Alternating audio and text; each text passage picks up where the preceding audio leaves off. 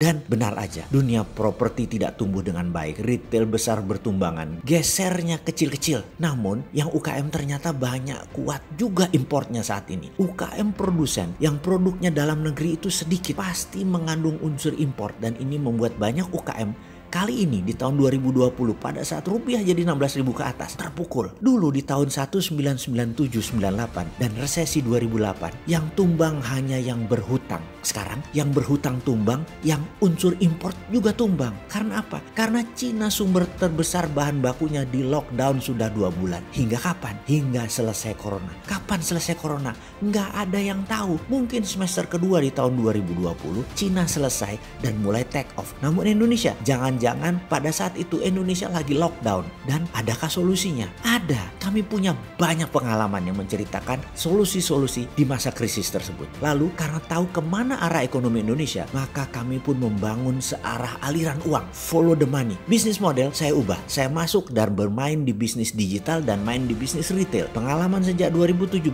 hingga kini sudah 3 tahunan. Ada sekitar 10 bidang usaha baru yang saya bangun dan 1 bidang usaha digital fintech yaitu Santara. Valuasinya mendekati 1 triliun saat ini. Alhamdulillah, pengalaman membangun lebih dari 100 bidang usaha. Ada yang profit, ada juga yang tutup merugi. Namun ada belasan yang bertahan lebih dari 25 tahun. Saat ini yang tumbuh baik di bidang midstream industri ada 16. Ditambah 10 usaha baru yang tumbuh berbasis digital serta retail. Melewati 25 tahun pengalaman bisnis, melewati 2 krisis besar tahun 97, 98 dan 2008, memiliki 16 perusahaan yang usianya di atas 20 tahun. Mudah-mudahan bisa membantu sahabat bersama video ini untuk melihat peluang ke depan. Besar sekali peluang ke depan itu, sangat besar. Video narasi ini kami buat berdasarkan pengalaman pribadi dan apa yang dilakukan juga bersama beberapa rekan mitra bisnis yang semuanya telah melewati beberapa masa pelik bisnis di Indonesia dan internasional 20 tahun belakangan ini, dan apa yang mereka lakukan ke depan. Untuk datanya, maka saya bertanya kepada sahabat saya, bilioner Rizal Rishad, Raja Tambang, Irwan Musri, Raja Retail Barang Mewah, Sandiaga Uno, jawaranya investasi, dan banyak lagi sebagai referensi video ini dibuat. Video ini disusun dari yang paling makro, yaitu masalah geoekonomi dunia, kemudian makro Indonesia sampai mikro perusahaan serta perilaku pasar ke depannya bagaimana. Apa yang harus dilakukan di masa krisis global oleh kita. Saran manajemen, lakukan repositioning market, melakukan desain ulang, bangun usaha friendly to digital dan friendly to generasi milenial dan generasi Z. Solusi dan contoh pengalaman pribadi di dalam membangun bisnis di masa pelik dan menyelesaikan masalah bisnis hingga meningkatkan penjualan 500 kali lipat dengan bisnis digital. Rumus 1, 2, 3 adalah rumus dasar yang semua sahabat harus tahu caranya. Kalau tidak bisa 1, 2, 3, pasti bisnis Anda tidak akan ada yang mau membiayai. Bagaimana mencari pembiayaan di masa krisis? Itulah tantangan-tantangan yang akan diajarkan solusinya. Selamat menyaksikan video